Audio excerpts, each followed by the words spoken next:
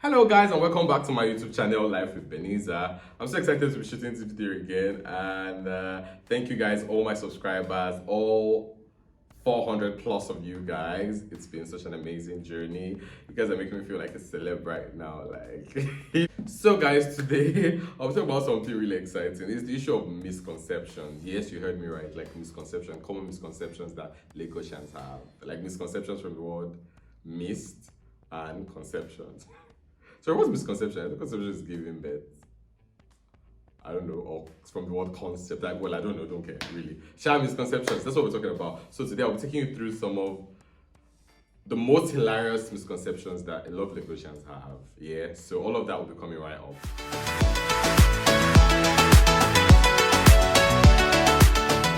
So just in case you haven't subscribed to my channel, please feel free to click on the subscribe button now. I'm looking for more subscribers. We're going to grow bigger, we're going to grow better, there's going to be more content. So this is the channel you should be watching, so click on the subscribe button. So in no particular order, the first misconception is, why do people think that when you call people endearing names like honey, my dear, baby, love, they feel like you want to sleep with them? I don't know why. Like, I could call you names, I could call you endearing names. Like, but actually, personally, I'm actually very used to calling people endearing names. So it's just the way that I goof. It's just the way that I connect better with people. So I'm like, oh, hey, babe. Hey, sweetheart. Hey, honey. But that doesn't mean I want to have sex with you. But it feels like most times, a lot of people feel like when you start to call them endearing names, there's an undertone, there's an attachment. No, there's no attachment. There's nothing there. Literally, there's nothing there. It's just me trying to call you pet names. Literally. I don't even think of it when I call people. I'm talking about like personally, but I just feel like a lot of people when you call them endearing names, that's such a huge misconception. So next time someone calls you babe, baby, boo, like don't think about it too much. It's just probably them just saying it. So the second misconception is the one that when you're not able to give people money, they think you're wicked. How? I don't understand. Like, anyway, I get it that you feel bad when you ask people for money and then they're not able to give you. But we must also understand that people have their lives. Like, people, like, big man, there's a saying, big man, big wahala. So the more money you have, the more stuff you need to do with it. So a lot of Nigerians get like really livid when like they come to you for money and then you're like, oh, sorry, I'm not able to help at the moment. Sorry. And sorry, for someone like me, I would help people who even don't ask me for help. But some people come to me, trust me, some people are just like, some people get unlucky because at the time when they come to me for money, I just really can't help at that time. I probably like spend for the month, or I just don't want to give at that time. Like, I need to use my money for something. Maybe I need to be having fun on the yacht. Yeah, but I'm just saying sometimes it's not convenient to give, but people just assume that if you don't give them money, you're wicked. Like, just in case you need money from someone and they say no to you, like, they're not necessarily wicked. They probably have like a life. Oh, they have a life that they are living. They probably have school fees to pay. They probably have rent, so they probably have the investments. They're probably not liquid with cash. So really, if someone's not able to help you, really, they're just not able to help you. Like, Nigerians should learn to, like, oh, someone can help you, like, oh, it's fine, taking in good faith. And in fact, it's the entitlement for me. The entitlement where you ask someone for money and say, oh, I don't have, and you're angry. Angry, you're working with me when I was making the money. It's so funny though. So it's quite funny, but it's a huge misconception. Just in case you're guilty, you're watching this, you need to change. But like, I really encourage people to give. Like, I like to give, but I like to give. How do you say it? Like, give when it's convenient? So honestly, if you choose to give when it's convenient for you, like, I'm not judging you because like, it's enjoy your life, use your money. You're not working for it with people, but then help when you can. But when you can, don't beat yourself up about it, really, because like, you have to do you always. Yeah. The third one is one that kills me. Is the one that people think that anybody that has an accent has sense, or when people return from abroad, or when people return from abroad, like, they're smart. When they say shit, it's like, oh no. That's like the hugest scam, because I know a lot of people with an accent who don't know jack. They don't know one thing. They don't know. So I don't know. I feel like we always like to exalt like the American accent, the British accent when they come and say and then we think, oh, this doesn't make so much sense. No, it's just like I don't know, like that's their language. They're speaking like English, either British or American, but it doesn't translate into any form of intellect. It doesn't translate into any form of exposure or okay, exposure, but maybe because like well, more exposure because they probably lived abroad. But I can tell you for free that there's a lot of people who are abroad who people in Nigeria are more exposed than. So like living abroad or returning from abroad or having an accent, it doesn't translate into any form of intellect. Trust me, it's just the accent. Always try to look for sense in what people are saying. You sometimes, oh, obviously we have a lot of smart people who have accents. Obviously, yeah, that's a given. Yes, but then it's not like everybody. It doesn't really translate. There's a lot of people who have an accent, but they're always chatting the rubbish. They probably don't know what to say. They're probably not very coherent when they are making statements. They're really not bright. You're not smart. So if you're the kind of person who exalts accents, great, you're going to live in that misconception. But I don't think you should. So the fourth misconception is the fact that people feel like if they text you and you don't reply immediately, that means you don't read them or you're being snobbish. No, that's not true. You know, people have different things they're doing. People have busy jobs, and some people just are more comfortable with replying later when they are settled and they can think and they have the time to socialize. I'll use myself as an example. So if you text me in the morning and it's probably not if it's sometimes I'm just saying it doesn't happen all the time, so sometimes you text me in the morning and I feel like okay, it's not really urgent and I have some other things I need to do.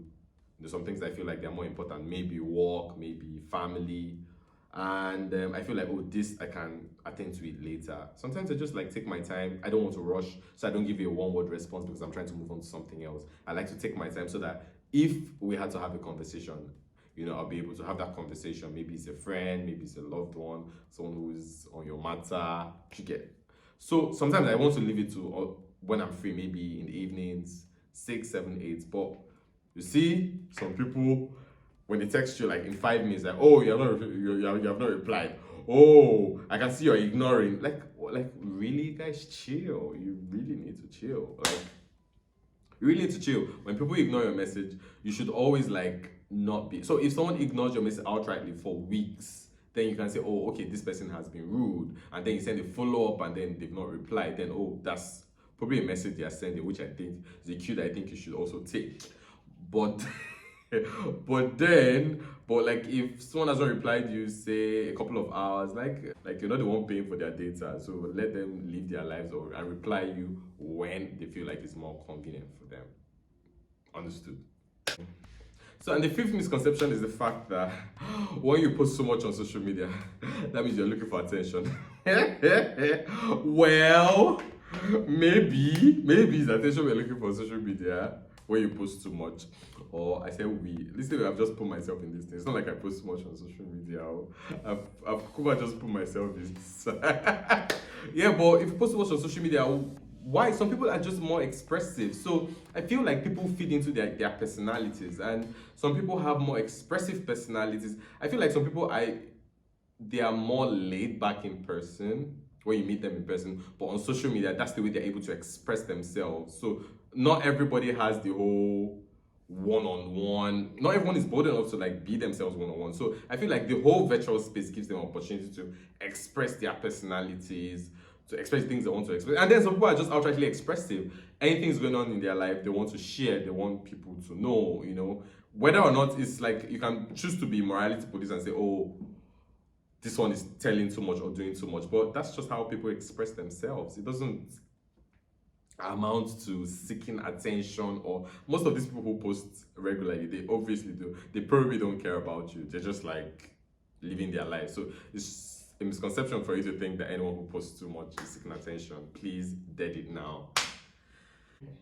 So number 6 on the list, this is the queen, in fact the queen of all misconceptions. Some people think that feminism is just about forming like hard girl up and down. In Nigeria, most of the people shouting feminists, I don't know that they understand what feminism is, but I'm not even here to teach you. But please, guys, it's really not. Maybe if you don't know what feminism is, please, could you just like maybe try using like reading some articles, or you could even use Google, just read some things, just search, and then when you or you just search and read some of the first links that show, maybe that will give you a sense of what feminism is. But it's really not. It's not by stronging your body up and down and being nasty to all the men around you and always forming for. Actually, you know what? It's not. It's no longer for a lot of people. It's no longer striving for equality. It's now striving for superiority. And then and that just defeats the whole purpose of feminism. Like, I'm not here to lecture you on feminism, but please, there's a lot of misconception around feminism, particularly on Twitter, or rather on social media. So so please, feminism is not just like being nasty to all the men. They come up with new perspectives on equality, but some of you will internalize it and misinterpret it, and then now express it in the most in the ugliest form. So yeah, please stop forming fake hope on in the name of feminism. Feminism is not just it's not being nasty. Feminism is so number 7. This is the king of all misconceptions, that people who dress well and post nice pictures on social media, that they have money. I'm laughing at you.